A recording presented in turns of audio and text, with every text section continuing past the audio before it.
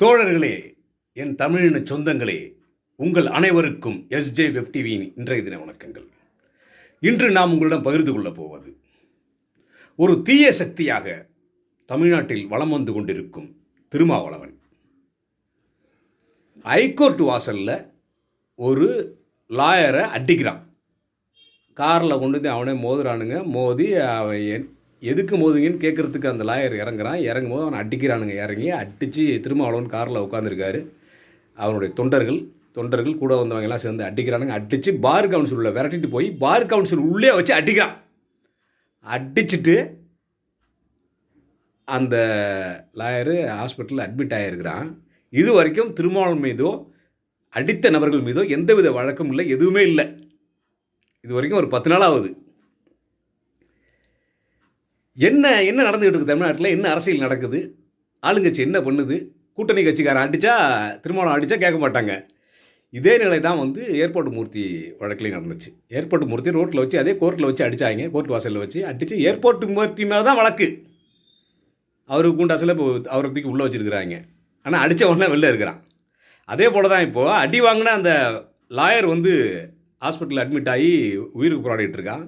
அடித்த உடனே ரோட்டில் தெரிகிறான். இதே நிலை தொடர்ந்தால் என்ன நடக்கும்? இப்போ அட்வொகேட் பாலு அவர்கள் குரல் கொடுக்குறாரு. இன்றைக்கி ஹைகோர்ட் வாசலில் பாலு அவர்கள் தப்பாக பேசிகிட்டு இருக்கிறாங்க. அதே லாயர்கள் அராஜகத்தின் உச்சத்துக்கு போயிருக்காங்க.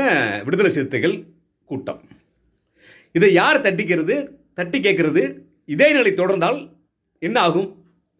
கோர்ட்டு தானாக முன் வந்து அரெஸ்ட் பண்ணணும் திருமாவளவனையும் கூட்டத்தையும். ஏன் விஜய் காரில் ஒருத்தன் அவனா மோதி விழுந்துட்டாங்கிறது விஜய் காரை ஜப்தி பண்ணுற அளவுக்கு கோர்ட்டு தானே முடிவு பண்ணி எல்லா தீர்ப்பும் கொடுத்தாங்கல்ல. விஜய் காரை ஜப்தி பண்ணி சொன்னாங்கல்ல.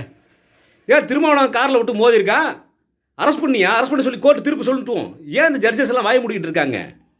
மை லார்டுன்னு சொல்கிற கடவுள்னு சொல்கிறோம் ஜட்ஜை. அந்த ஜட்ஜ் என்ன பண்ணுறாங்க? என்ன நடக்குதுன்னு தெரியல. இதே நிலை தொடர்ந்தால் கோர்ட்டும் கைவிட்டுருச்சு, அரசும் கைவிட்டுருச்சு. மக்கள் இந்த விஷயத்தை கையில் எடுப்பாங்க. எல்லா ஜாதிகாரனும் ஒன்று சேருவான். ஒன்று சேர்ந்து திருமாவளவன் கூட்டத்தை ஓட விரட்ட போகிறானுங்க. நேற்று மதுரையில் ஒருத்தன் பேசுகிறான். மோடியே கார் வந்தால் மோடி நிப்பாட்டி அடிப்பாங்கிறான். அவனும் இது வரைக்கும் எதுவும் பண்ணல. மக்கள் திருமாவளவன் கூட்டத்தை ஒன்று சேர்ந்து எல்லா ஜாதிகாரனும் ஒன்று சேர்ந்து அடித்து விரட்ட போகிறாங்க. பழைய நிலைமைக்கு கொண்டு வர போகிறாங்க. பழைய நிலைமைக்கு கொட்டாங்குச்சியில் தண்ணி குடிக்கிற நிலைமைக்கு திரும்ப அந்த ஜாதிகாரில் ஊரை விட்டு ஒதுக்கி வைக்க போகிறாங்க. இதுதான் நடக்க போகுது தமிழ்நாட்டில்.